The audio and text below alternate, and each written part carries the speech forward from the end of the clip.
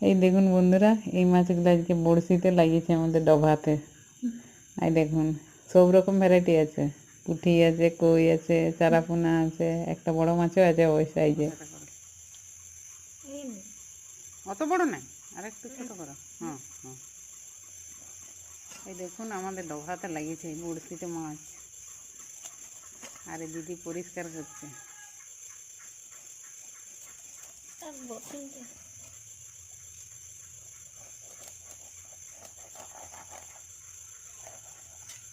মাছটা পিস করা চলেছে।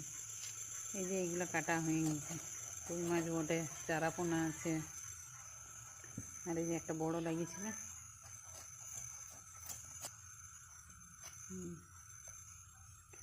এই যে এটা চারাপোনা ঘষছে, মাছগুলো পরিষ্কার করা চলছে।